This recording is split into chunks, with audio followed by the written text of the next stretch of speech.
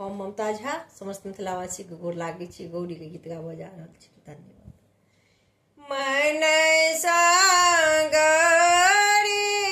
पूजिएंगे सखिया, मन गौरी पूजिएंगे सखिया,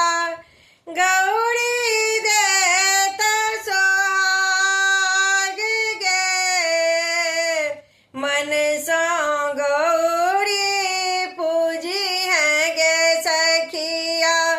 तीना ही जल लाए गौरी तो पूजिए,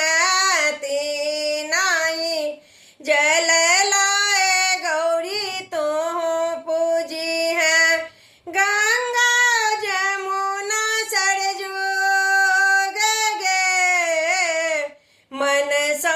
गौरी पूजी है गे सखिया, मन गौरी पूजी है गे सखिया, तीन सिंदूर लाए गौरी तो पूजी है, तीन सिंदूर लाए गौरी तो पूजी है, पीपा भूषणा चीन गे, मन गौरी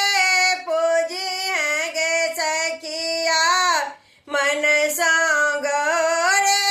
पूजी है गे सखिया, गौरी देता सोहाग गे, मन गौरी पूजी है गे सखिया,